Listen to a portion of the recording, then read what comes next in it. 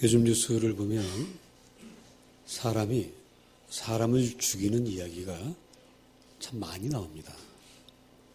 심지어 우리나라에서 20세 청년 하나가 사람 죽이는 테러 집단에 가입하겠다고 터키까지 가가지고 지금 행방이 묘연합니다. 우리나라에서만 사람을 죽이는 것이 아니라 세상 모든 나라에서 사람을 죽이는 그런 참 참혹한 일이 벌어지고 있습니다. 왜 이렇게 되어갈까요? 성경은 우리에게 이렇게 말씀하고 있습니다. 사람은 하나님의 형상으로 지음받았다고 말합니다. 이 말은 무슨 얘기입니까? 모든 사람은 하나님처럼 대접받아야 된다는 얘기예요.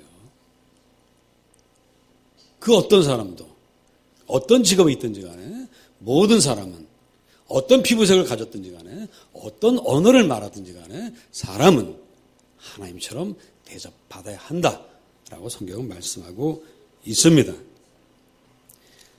그런데 하나님 형상대로 지음받았다고 선언했던 창세기 1장의 이 말씀은 인간이 나도 하나님처럼 되어보겠다고 선악과를 따먹고 하나님을 배신하고 에덴을 떠난 이후에는 유명무실하게 되어버렸습니다. 있으나 마나한 이야기가 되어버렸습니다. 인류의 조상 아담과 하와에게 첫 번째 아들이 태어났습니다. 그의 이름은 가인입니다. 가인이 혼자 자랐습니다. 혼자 자라는 아이들이 엄마에게 동생 낳아달라고 할 때가 있죠. 외롭고 힘들 때, 재미없을 때 동생 낳아달라고 합니다. 가인도 아마 그랬을 것 같습니다. 그래서 그 가인에게 동생 아벨이 태어났습니다. 둘은 잘 자랐던 것 같아요. 근데 어느 날 문제가 발생했는데 하나님께서 이제 가인의 제사와 아벨의 제사를 받으시는데 아벨의 제사만 받고 가인의 제사를 받지 않으셨어요. 그 순간 이 가인은 충격을 받습니다. 아니 어떻게 하나님이 내 거를 안 받을 수가 있지? 내가 장남인데 어떻게 저 동생 저 녀석 것만 받았을까?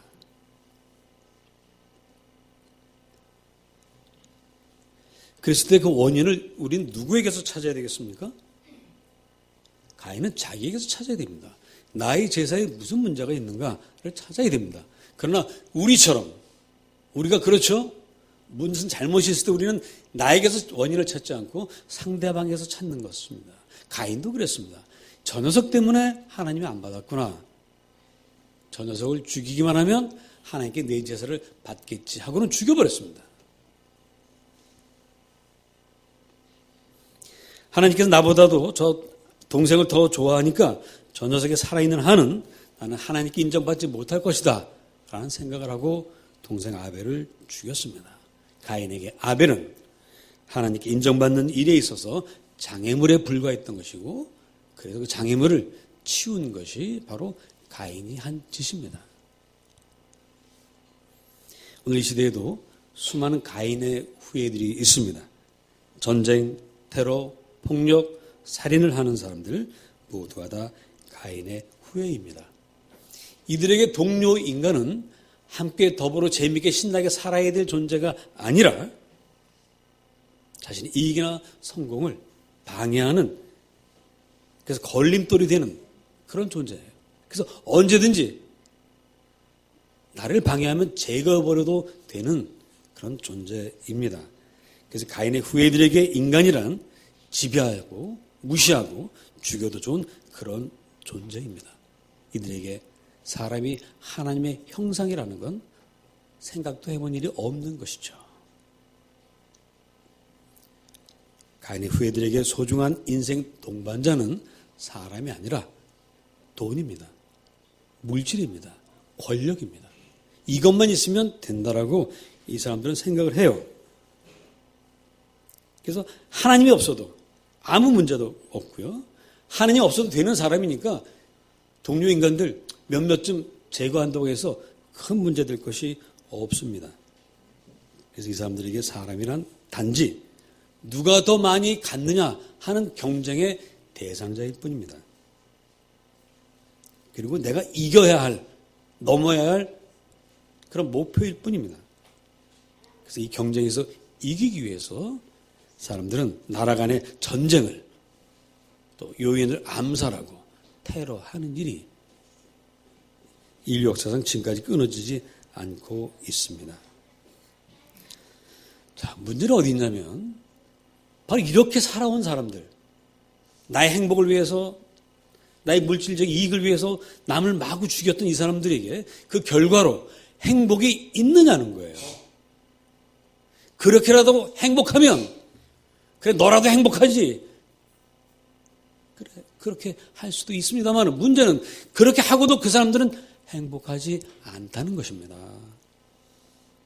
가인이 동생을 죽이고 나서 가인에게 찾아온 건 이제 됐다는 행복이 아니었습니다. 두려움이었어요.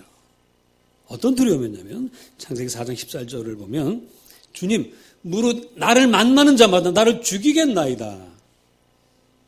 내가 남을 죽였기 때문에 바로 그 순간 이 사람은 남이 나를 죽일 수도 있다는 사실을 깨닫는 거예요. 죽이기 전에 모릅니다. 죽이고 나서야 비로소 나도 죽을 수 있구나 하는 것을 깨닫고 그때부터 두려움 속에 살게 되는 것입니다. 오늘 가인의 후예들, 전쟁을 일삼는 사람들, 테러 집단, 암살자들, 이들만 가인의 후예일까요? 오늘 나의 형제를, 나의 친구를, 나의 이웃들을, 이웃나라를 단지 경제의 대상자로만 보고 있는, 반드시 넘어야 될 산으로만 보고 있는 우리도 바로 그런 가인의 후예는 아닐까 하는 생각을 해봅니다. 저는 일본이 아랍에미레이트 연합에게 그 승부차기에서 졌을 때 슬퍼했습니다.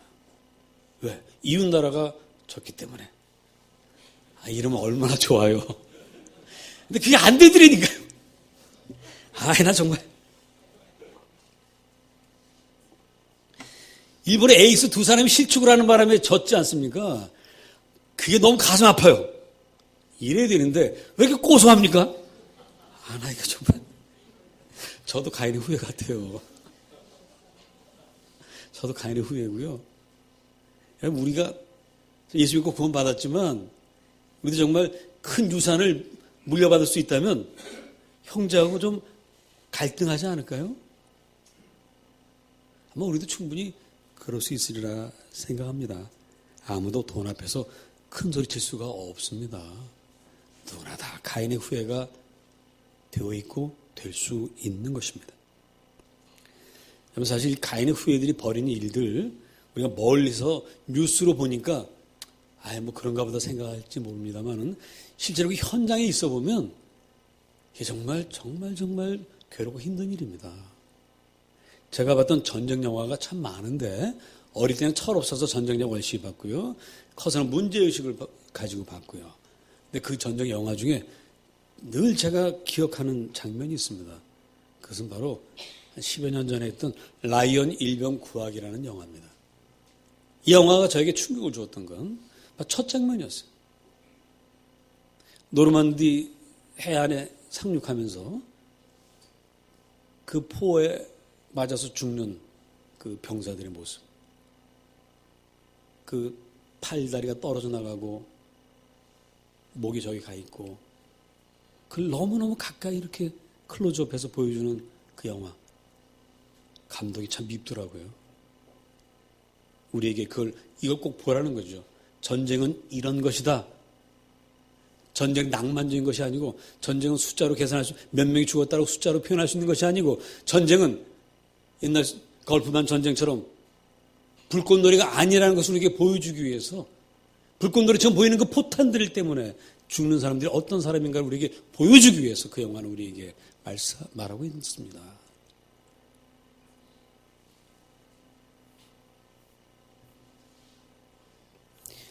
정말 이런 인간들을 우리 하나님은 내버려 두셔야 돼요. 너희가 나를 배반하고 내 말을 안 듣고 선악을 따먹고 나를 떠나더니 이놈들 고소하다. 이러셔도 됩니다. 그런데 하나님 그렇게 하실 수가 없습니다. 그게 하나님의 운명입니다.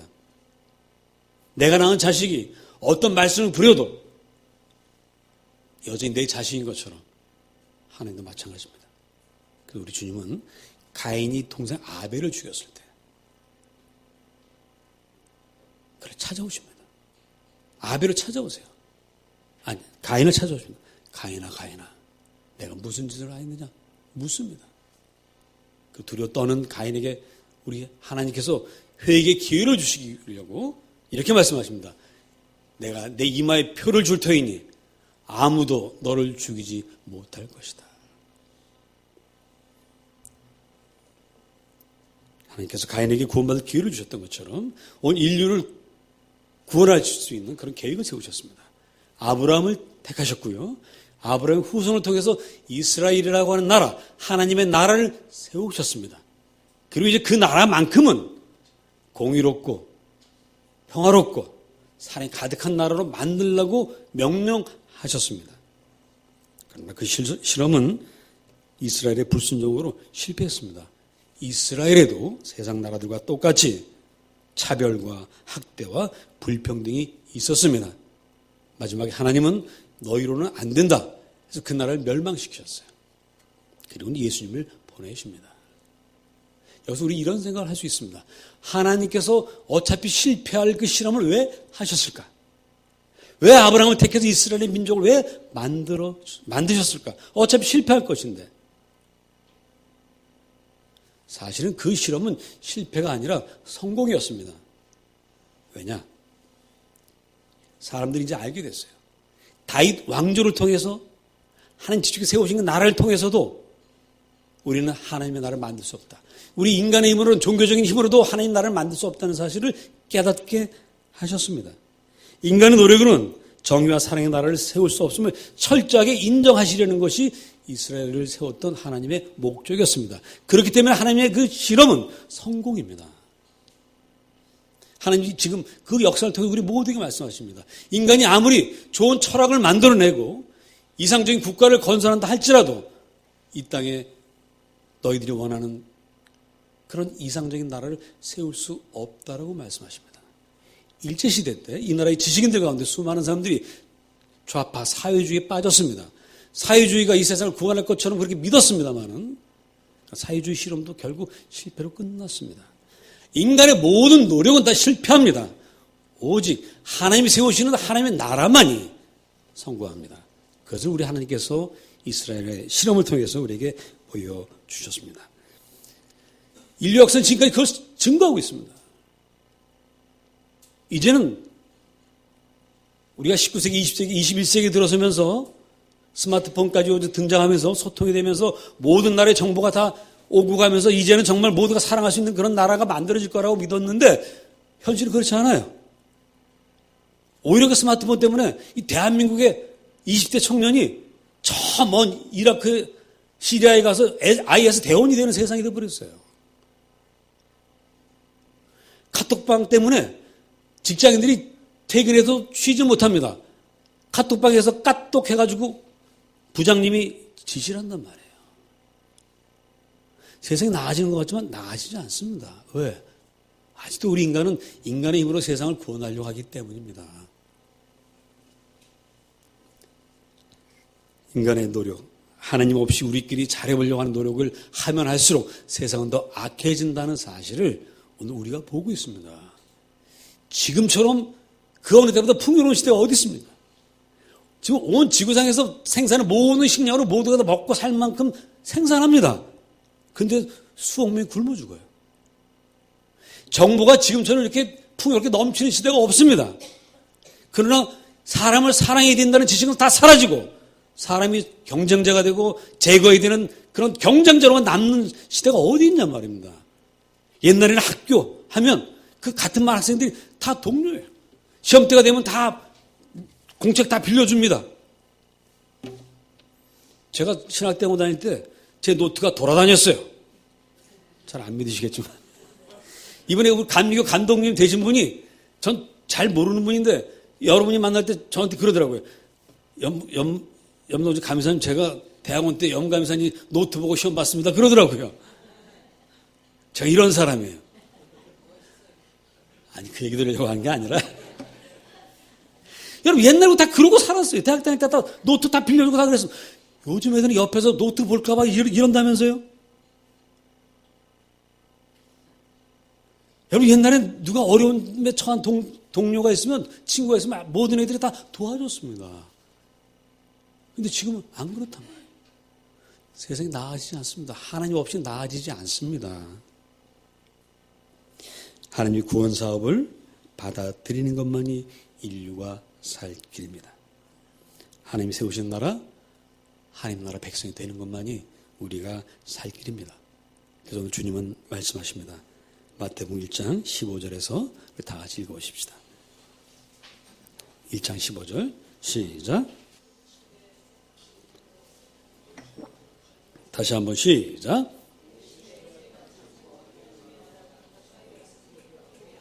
예. 때가 찼고 하나님 나라가 가까이 왔으니 회개하고 믿으라는 거예요. 하나님께서 직접 이 나라를 세우시겠다는 것입니다.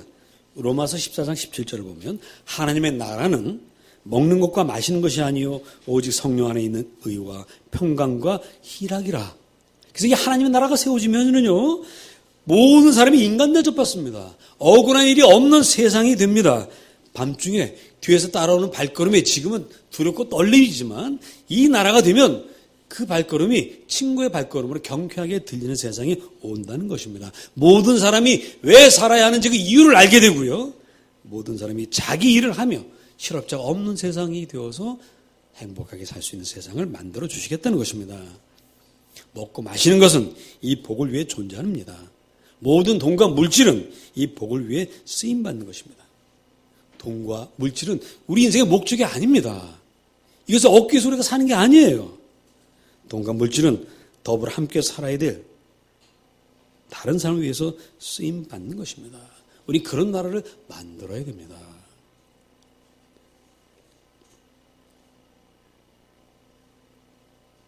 이런 나라 백성이 되려면 어떻게 되죠? 계속 보시면 회개하고 복음을 믿으라 그랬어요. 돈과 물질을 혼자 가지려고 하는 것이 죄악임을 고백하라는 거예요. 돈 대신에 의와 평강과 희락을 위해서 살겠다고 선언하라는 것입니다. 제가 아는 지인 중에 한 분이 유산이 좀 많습니다. 그리고 빌딩도 있고 해서 돈이 많아요. 근데 이분을 제가 30년 넘게 아는데 돈은 굉장히 많은데 이분이 저를 참 좋아하세요. 날 목사인데 나한테 좋아해. 30년 동안 저한테 식사를 한 번 대접했어요. 30년 동안입니다. 부자입니다.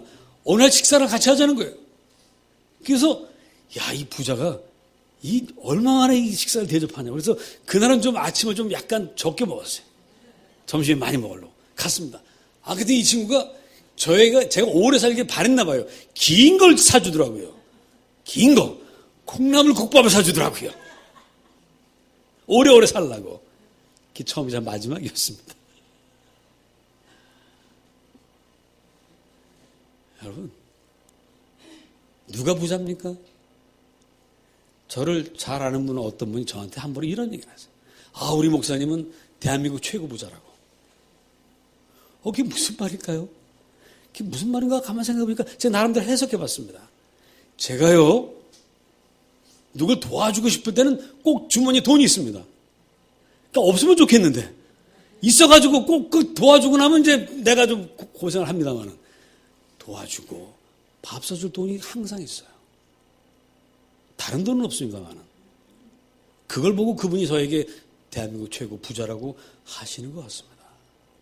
여러분 부자로 사시기 바랍니다.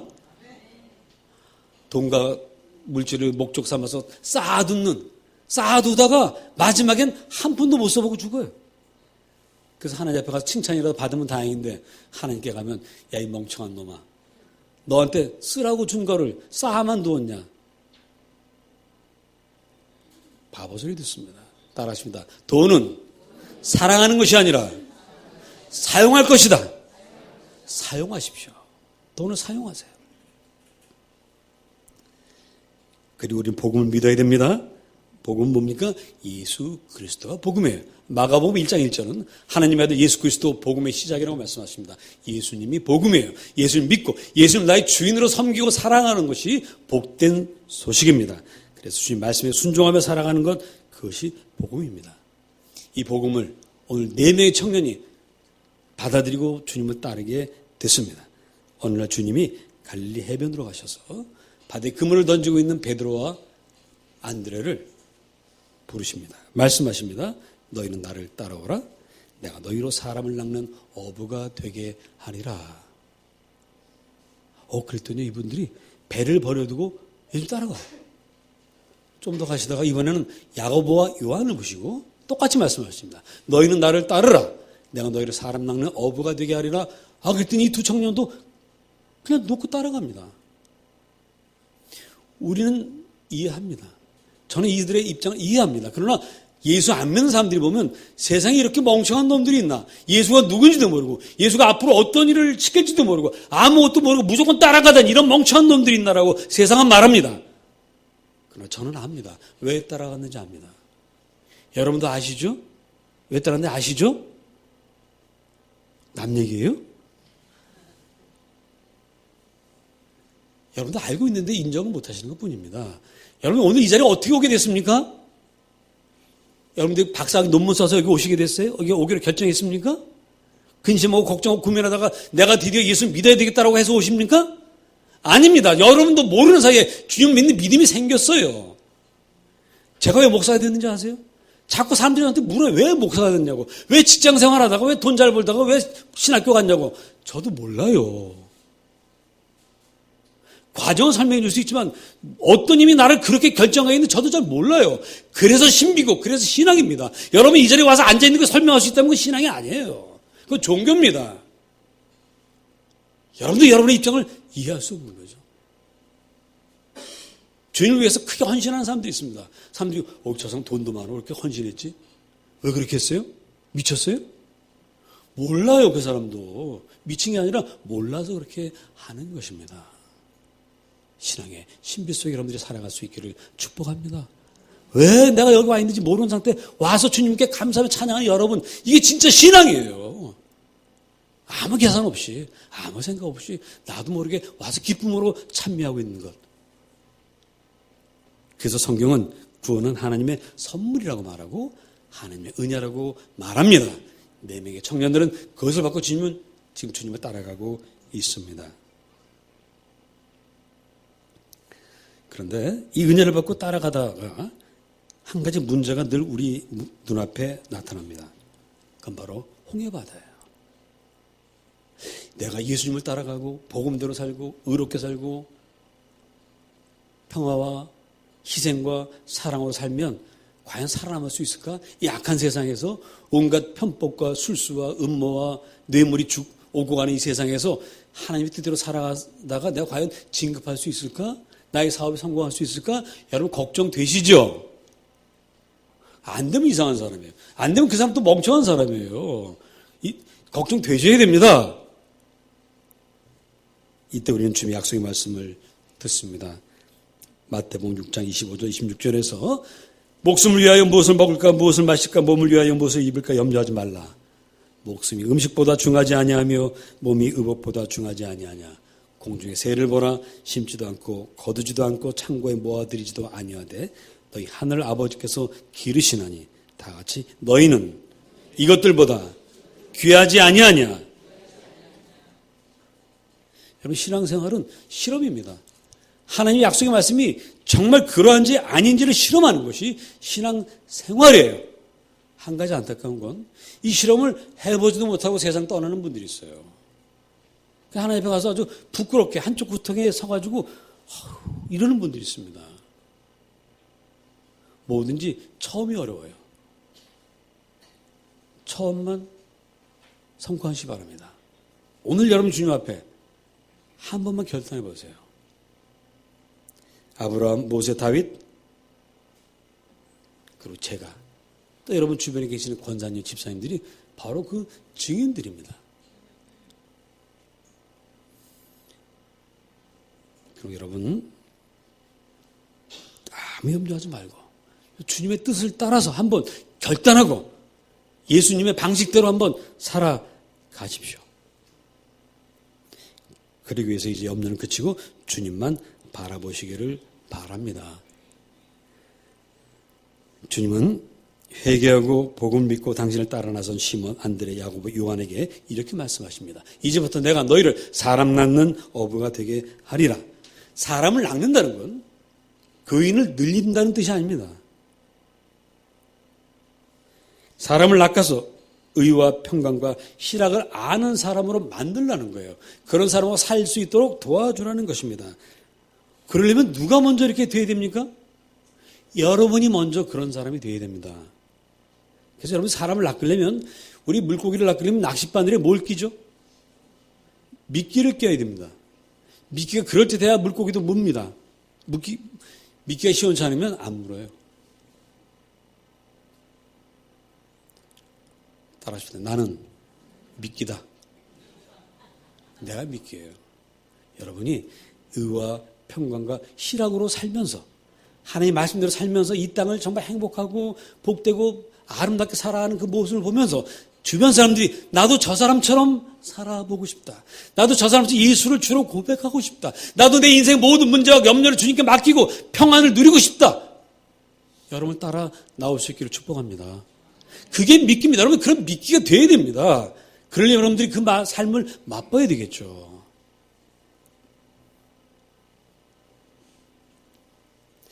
예수님 이후 지금까지 교회의 문제가 무엇입니까? 참 미끼가 되는 사람이 없다는 거예요. 많은 분들이 이렇게 생각합니다. 예수 믿고 다 했습니다. 자, 그럼 이제 딱 출발선에 섰어요. 다 출발하려고 합니다. 누가 출발하면 나도 이제 뒤따라가야지 그러고 있습니다. 근데 누가 출발합니까? 아무도 안 나가. 누가 나가면 그 뒤를 따라가려고 하는데 아무도 안 나가. 다 그냥 거기 서 있어요. 그럼 누가 제일 나가야 됩니까? 할 수 없이 목사가 나가요. 전쟁터에서 누가 제일 앞장서가 나갑니까? 소대장이 제일 먼저 나갑니다. 목사가 나갑니다. 그 목사가 나가서 이제 뒤로 돌아보면서 따라오세요 그럽니다. 그럼 교인들이 따라오죠? 뭘 따라와요? 정지선님만 따라오지. 다른 사람들 뭐라는지 아세요? 목사님이니까 저렇게 나가는 거지 난 못해. 주여.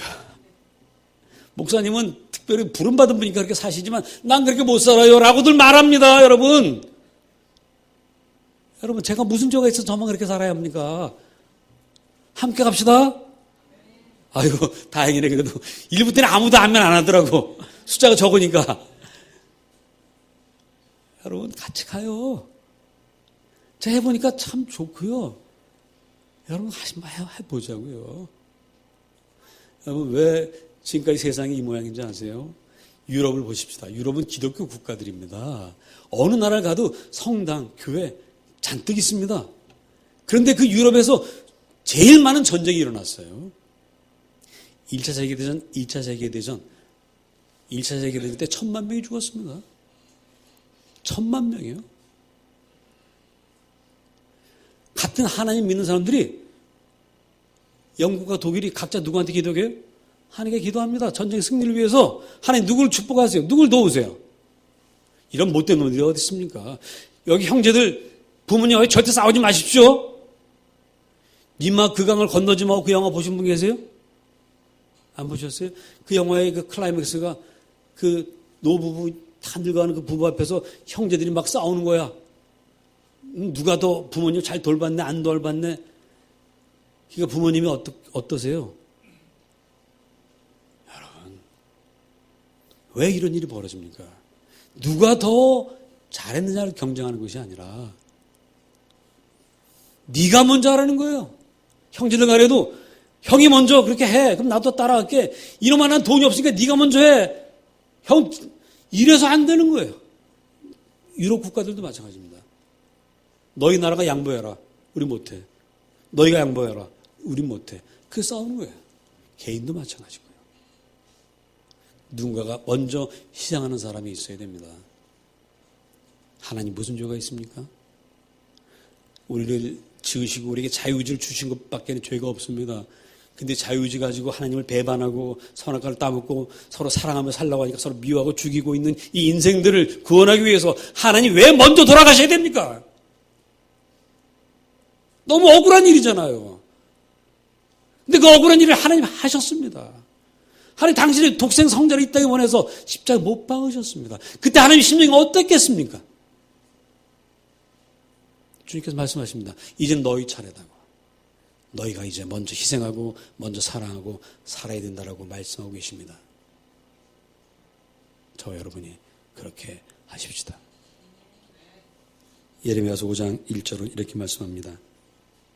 너희가 만일 공의를 행하며 진리를 구하는 자를 한 사람이라도 찾으면 내가 이 성을 사하리라.